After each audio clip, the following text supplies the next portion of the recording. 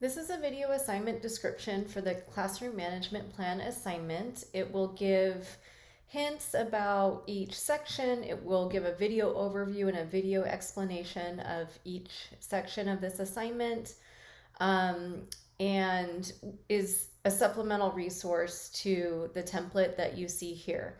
So if you prefer to listen to assignment explanations, this would be a good place to start. If you prefer to read, it's okay to not watch this video.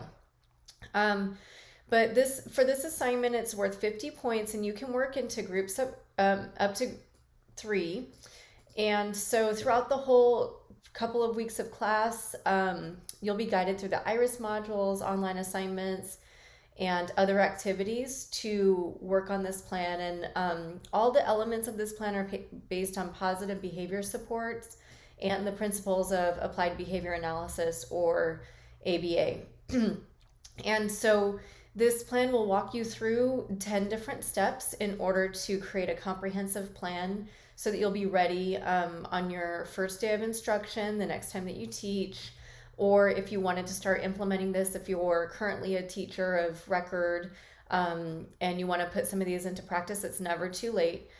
So just kind of the idea of working in groups of 3 is because this is definitely something that you would probably work with a school site team on. If you teach similar groups of students, or if you teach the same groups of students and you rotate through, you want to have consistency in your classroom management plan so that students are clear on expectations. So it should be collaborative in nature, not divide and conquer. So when we say divide and conquer, it would be like you work on steps 1 through 3 and you work on steps 4 through 6 and you take the rest. While that can be something that you work on towards the end as far as finalizing everything, everyone should have ideas and discussions mixed in with each of these different steps. So you can work completely in this template if you want. If you click this link, it'll make a copy for you. And then there's like overview and examples. It helps to delete these, but you don't have to. There's a rubric here that will explain the points and what the expectations are for completing this. And the points breakdown are also listed after each step, so you can know about how many points each step will be. If you like a different format, say you want to put this in a slide presentation, a Canva, whatever you would like to create it is fine, as long as it meets all of the requirements. As long as you have everything there, you can definitely recreate it. You're going to apply what you learned throughout the semester. The idea with a lot of the class assignments is that you'll submit drafts of this, and I will give you feedback on those drafts on how to, if you're on the right track, if something needs to be changed or improved. So make sure you incorporate that. And then there's like some visual examples from my actual classroom. Some of these may have changed from the examples that you'll see, but if you wanted to look at how to incorporate visual supports and what my management plan was for students with moderate to severe disabilities, that's embedded in there.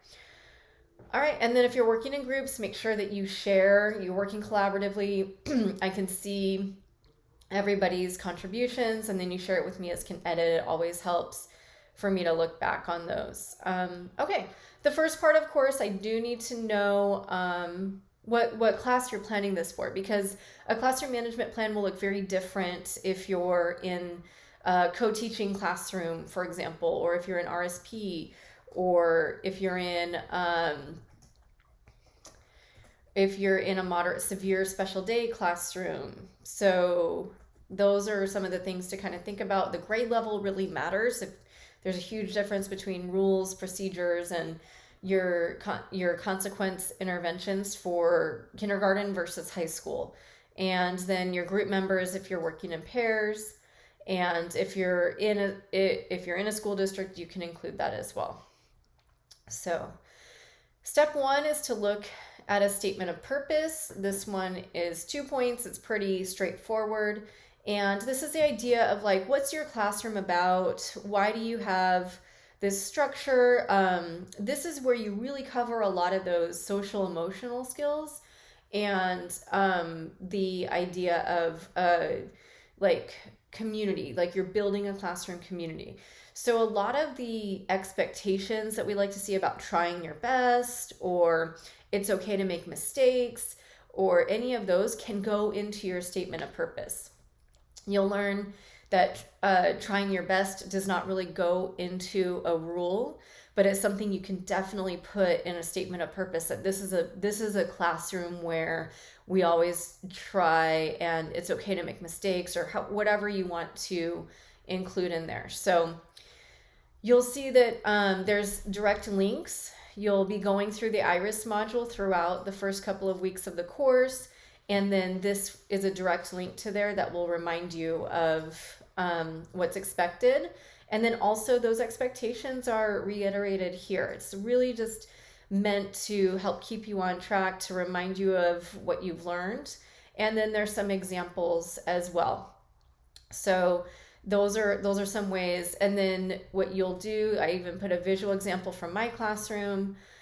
And then you know, talking about how you would introduce your students. And then there's a space for you to write your own. So it's very straightforward. And as I noted before, you can delete all of this ahead of time, or you can leave it. It's up to you. Okay, so step 2 is to develop your classroom rules. This is 5 points for the whole assignment. And here's a rationale right here.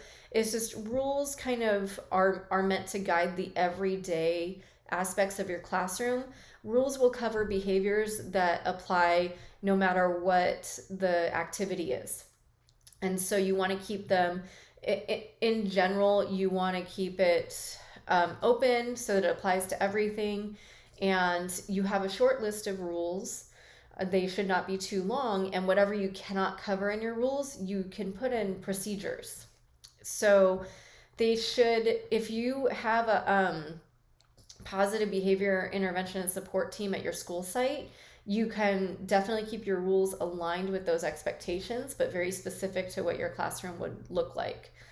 And what you want to do is make sure that they follow all of these guidelines, right? So again, here's the purpose of the rules, takes you to the IRIS module of these, of the guidelines that are also repeated below. And when you want to think of rules, there's just some general guidelines of what would be the most appropriate. And so this one is from another teacher, and I would agree with it. And it's essentially, it says, my worst rule was a requirement that students always raise their hands before speaking. We see this rule a lot in classrooms. And this is the one where I note that just, it's caution, like raise your hand before speaking is a rule that is positively stated. It's simple and specific. It has an observable, measurable behavior, but it's really hard to implement that rule equitably for all students. So this teacher's story says it's just, it wasn't always important or appropriate because you might have cooperative groups. It's really hard to like say to one student, oh, you need to raise your hand, and another student, you might not always say that. And so there's an equity issue there. And then also, even like raising your hands before getting out of your seat, you don't even always want to have to worry about that, because like if students have to blow their nose or if they have to throw the tissue away, you don't want to need to approve of that every single time if that's going to interrupt your instruction. So kind of just think carefully about the rules that you'll want to keep. And again, here's the guidelines for creating your rules. And this is a review of what was covered in the class. So make sure that you have, these are measurable and observable. This is where that try your best is a behavioral expectation. It's something you want to communicate in a classroom community, but it's not really measurable and observable because we all have a different appearance of trying our best. You want to make sure that it's only 3 to 5 rules. So that's very important. And then when you get into your classroom, these should be posted and visible. So you might want to you'll make a poster You'll probably put that in your action plan in step 10, and make sure that students can have a place to see it and you can review it often. And then there's like some of these other rules that that apply, some other guidelines for the rules, I should say. So one of them that I added recently was developmentally appropriate. So if you have younger kids that you're working with, they might have other rules that are more important, that would not be appropriate for a high school student, for example. Like use kind words would be good for younger kids, but you would say use appropriate words for older kids, meaning like you're trying to cover the behavior of having them not swear, for example. They should be positively stated, and there's some examples in here, and rules should be clear. So there's just really cool resources here for you to review as far as examples and non-examples. Okay, and then here you would type out your rules right there. The next section, this is worth more. It's worth 10 points because you'll be developing a lot of different procedures, and then you'll be working on a acquisition lesson plan template in order to teach procedures. It's very important, and this is covered in the course of why we go over procedures so much. So you're going to write step-by-step age-appropriate directions for each of the procedures listed below. I want to remind students it doesn't matter if you're in a mod severe class or a mild moderate class, you have to have procedures written for each of these. And it's really a way for you to think through as a teacher all the different aspects of your classroom that can lead to disruptions. And this is a preventative way to avoid a lot of those disruptions or interruptions. Because, you know, rules alone aren't going to be enough. There's a lot of activities and transitions that happen. And so we look at what it takes to complete those, like a task analysis. Like, what are the different steps for going to the restroom? What are the different steps for entering the classroom?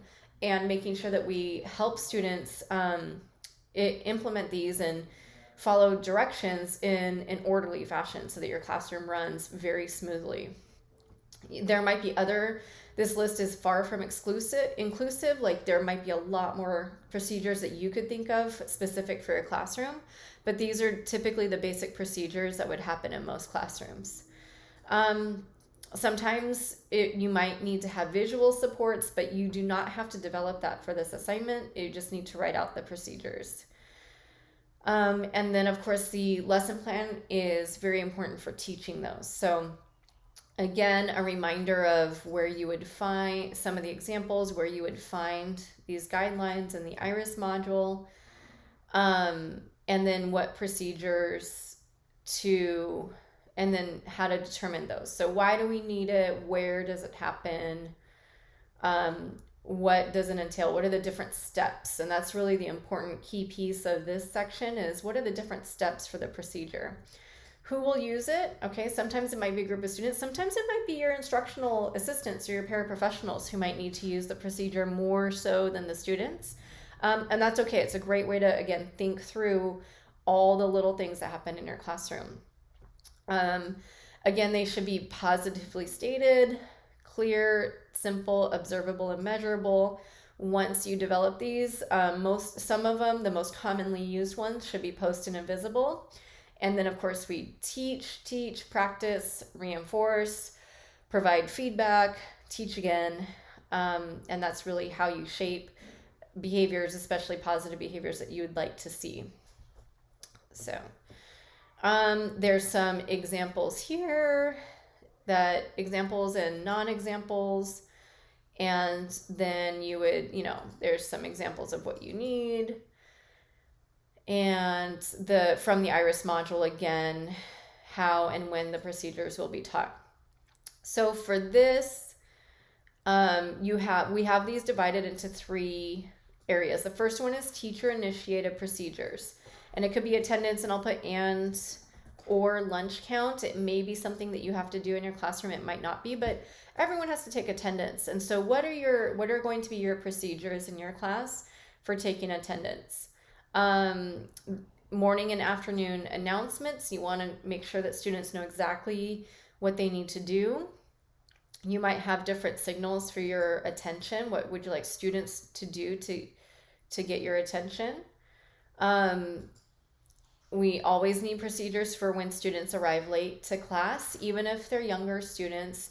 And this, again, could be something that's more for, if it's younger students or students with moderate to severe disabilities, it could be something that's for paraprofessionals to support or even parents, but it's good to think through these. What do you do for absences or makeup work, homework? And again, if you don't really do homework, you still need to have a procedure for it, just to practice writing these and to be prepared for that. Collecting papers or work, visitors to the classroom, etc. The next one, these are really common ones, are activity procedures. These are ones that are very important to your classroom. And so you'll see that beginning their work, like how do you want students to start getting out of seat for supplies, the sharpening pencils, you have whole class instruction, small group work, independent seat work, working at a center, computer technology use. We added, this one is really important, especially if you have like a BYO device procedure. So here's some really great things to think through and make sure you have in place for your classroom. Now, this, you can see here that we have bulleted steps so that you want to keep these really, remember, simple and simplistic. Write it from the student's perspective. You don't have to put you need to or do that. It's just like a short statement, such as, if they're getting out of their seat for supplies, what should they do? Raise hands, wait for permission, or something like that. Or let's say they need to sharpen their pencil. A lot of teachers have them say, raise a pencil in the air, wait for permission, walk quickly, or not quickly, walk directly to the pencil sharpener, etc. So you want to put it in a statement that's like a directive type of statement. Okay. And then the transition procedures, these again are going to be the more common ones, like entering the classroom, lining up, going within the classroom, using the restroom is a big one, walking in the hallway, and then going home. Okay, so make sure that you have something written for each of these. And again, learning about all of these throughout the first couple of weeks is important. And then submitting the drafts when approved is good so that you can get feedback on these. The next part in this section is with the procedures acquisition lesson plan. So with most of these procedures that you develop, you will want to teach these at the beginning of the school year. And you want to make sure that students are very well versed and that they've role played and practiced and can complete these very quickly and efficiently. So I found some examples here, and if you want to see what these look like, they do not have to be super long lesson plans. This is not the UDL lesson plan or a unit plan that you would have to develop for another class.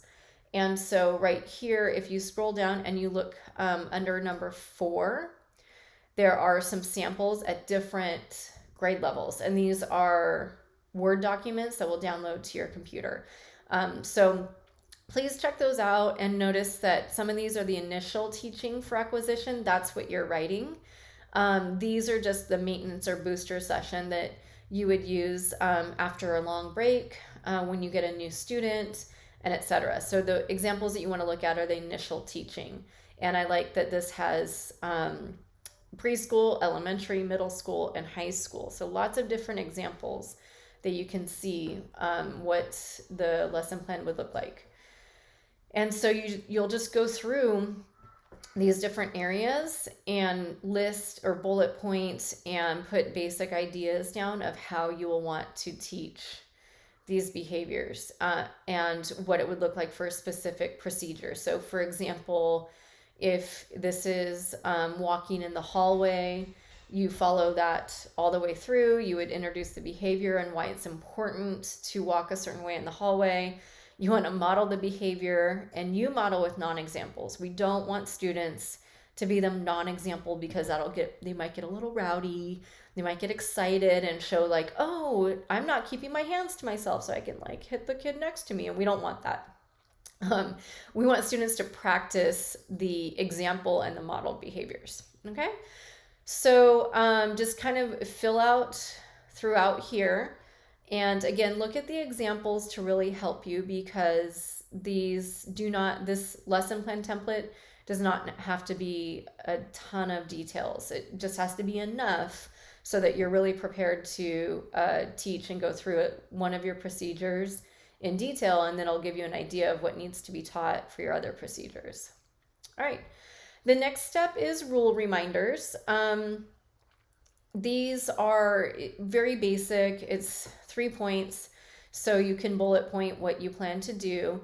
And there's ideas here. And when we say like visual rule reminders, we're talking about, it can be these, when you have a visual support, it can be something that's on their desks, or it can be like flicking the lights on and off. So that would be a visual one. It could be, some teachers have like a voice level meter that you could create yourself, or you could buy. Those are some examples of visual rule reminders.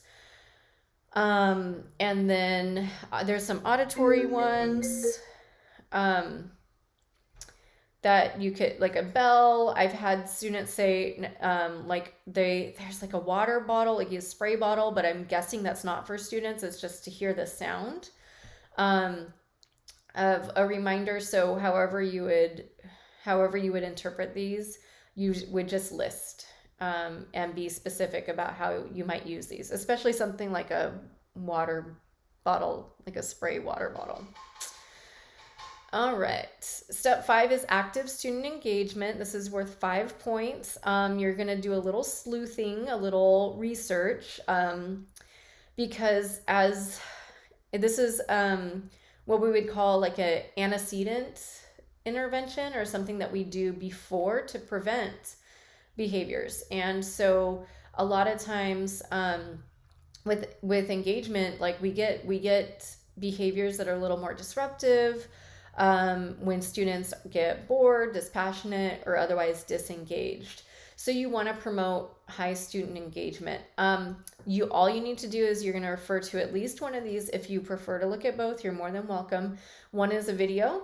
So we have different options here. Here is a video that you would watch, and it has a lot of different strategies in there to promote student engagement. So you would write what the strategy is and explain, give details on how it's used. You can read the video transcript if you prefer. And the other option is to look at this article, but you only need to look at starting on page 359. So if you look here, this has a lot of different evidence-based practices related to classroom management. A lot of them you've already learned. And then this engagement pieces and the explanation is starting on page 359. And so there's actively engaged students in observable ways. And then they'll bullet and they'll explain what it is. So there's a lot of different strategies here that you could use with explanations. And then that would be all you have to look at is page 359 until the next section on the bottom at the top of 362. Very short reading to get an idea of active student engagement. So you'll identify and describe 3 evidence-based practices and make sure you cite your reference in APA format. It's always good practice. And we want to make sure that you are referring to research and research-based strategies. So there is an example written here about opportunities to respond and how I might use that interactive technology, right? So I updated what that might look like in a 21st century classroom. So there's space for you to write your evidence-based practices. The next section, step 6, this is really important to establish a continuum of consequences to acknowledge appropriate behavior. So you have your rules, you have your procedures, and in order for students to best learn how to do these, we want to reinforce what we're doing with a positive behavior reinforcement system. So there's a rationale here about verbal praise, rewards and motivation and reinforcement, and are really important. So there's some from the IRIS module. Remember, consequences, make sure they're clear and specific. We relate them directly to rules and procedures. So a lot of times I like to caution against using reinforcement for behaviors like trying your best, because there could be students who are having a bad day, and we don't want to necessarily, like, if they don't appear to be trying their best, it's really hard to measure that, then we don't necessarily want to tie our reinforcement system. We do want to praise students for being persistent, but we don't want to go around the classroom and be like, oh, so-and-so's trying their best right now. Focus on what the rules or procedures that they're looking at when providing like tokens or money system or what you might have. You want it to be range and intensity and hierarchy. And then it should be natural and logical to the school environment. So these are repeated from the IRIS module. And the thing with positive consequences, they should be pleasant or rewarding and inexpensive. This is really important for you guys as teachers. Like, you don't have to have a treasure box. And actually, I would advise against a treasure box and move away from tangibles with whatever positive reinforcement system that you do have. So you look at all these different reinforcers from the IRIS module and think about how you can incorporate that into your classroom. And there's tangible, social, and activity. There's also free, and this will be gone over in class activities, what we call free and frequent, like tokens would be there, smile and praise would be there, a lot of the social ones, and then you have intermittent and a little bit stronger. So maybe it's getting a 10-minute break and listening to music on their device. And then there's strong and long term, and those might be a lot of the could be a grouped contingency, like a movie party or a field trip or something along those lines. Now, one of the things that you'll see missing that will be discussed in class is like edibles. Edibles should not be on your list at all. So just kind of keep that in mind. If edibles are on here, I'll kind of send it back, have a little chat and say, remember, we're not going to use candy. We don't want to use edibles without students who might be pre-verbal and still learning how to communicate their needs. Or without being observed and supervised by a board certified behavior analyst in order to really fade the use of edibles. So in your classroom, you want to avoid edibles. Here you can see having lunch with a significant adult. That's a social activity. It's not primarily based in food. So when it's social, it's different. Like, we would have movie and popcorn parties, but the popcorn wasn't the reinforcer. It was the activity of having a movie party, and then they would get popcorn along with that. So you can use a table format. You can use any format, like a poster set. If you're going to use Class Dojo, how might you set up your token economy to align with dojo points, and along those lines. Okay. So the next step is you have to have a continuum of consequences to respond to inappropriate behavior. When students don't follow the rules, when students don't follow the procedures, how do you respond? And you want to make sure that it's like a continuum from least intense to most intense. and you should not be sending a student away for forgetting their homework. And in most instances, I would recommend not sending students away for most minor behaviors, and even some, depending on your classroom, most major behaviors. So remember, refer back to the IRIS module. You want to make sure, especially with consequences, that they're natural and logical to the school environment. And then there's some examples here. And then you want to make sure that these are a really solid continuum that focuses on reteaching the behavior. So you want to make sure that they're educative, not vindictive. So you don't want to be responding emotionally when you deliver consequences. And you want to make sure they're considerate of the student's dignity. So they should not be publicly used. Like, it should not be something that all those students in the classroom know that so-and-so is getting in trouble for something. They should be very quietly delivered, and you can see that delivering them is really important. So making sure that how you deliver these is very fair. And then a quick reminder that surface management techniques are one of these first line interventions that you should be using in your continuum. So there should be several of these probably included in your continuum as far as how you might use these to respond to negative behavior.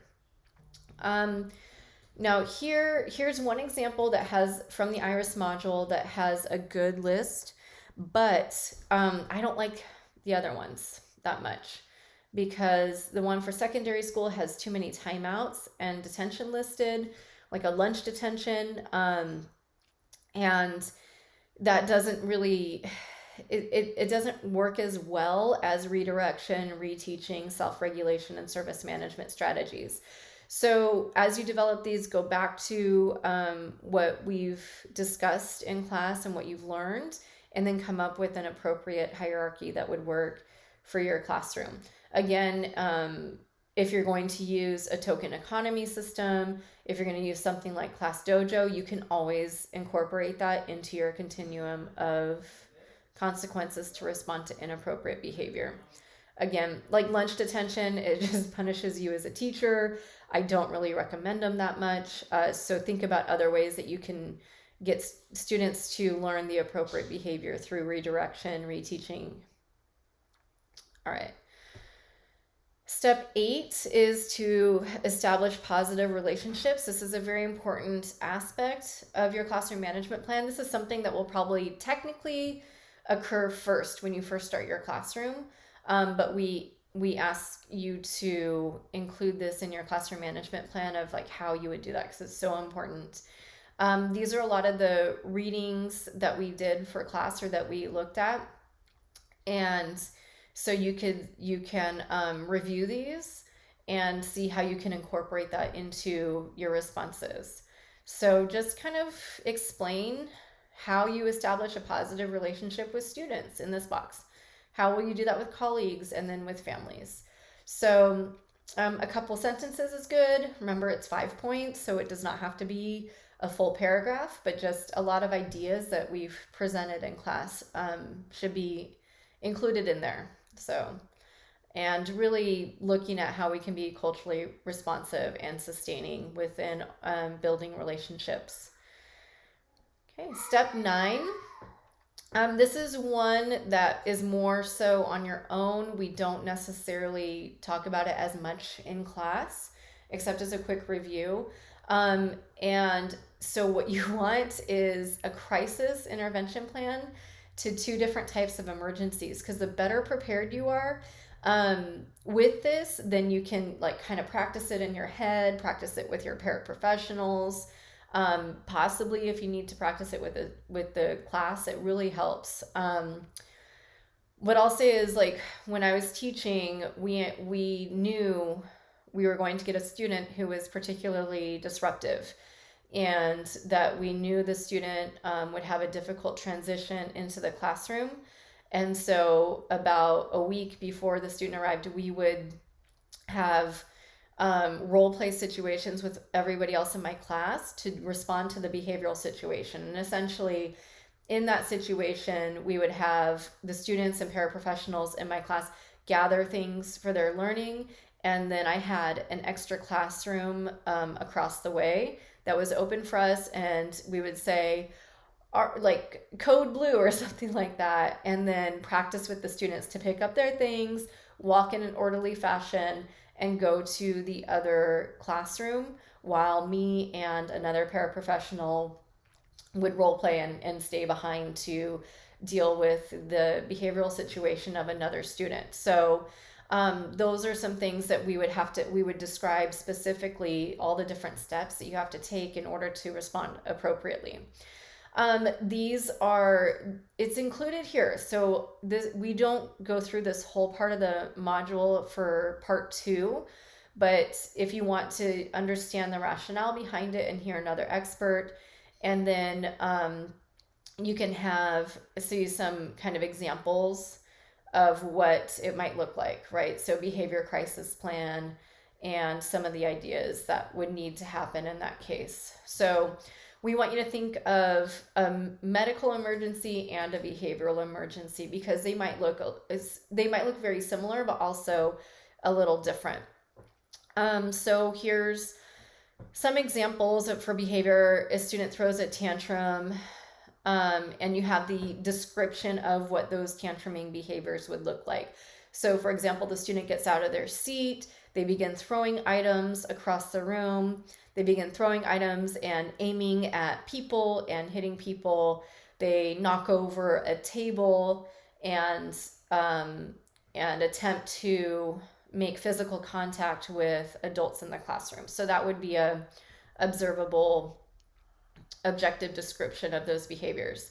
Medical could be, and this would be specific to your classroom as well. Maybe you have students that have seizures, and so you need to incorporate that medical emergency into your classroom plan.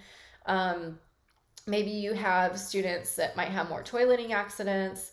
Maybe you already know of a student with a severe allergic reaction to something, so now you have a chance to write that out for your classroom. If you don't have any of this experience, then choose one of these that might be more likely in your classroom given the type of credential you're earning. So that's the example of what you have.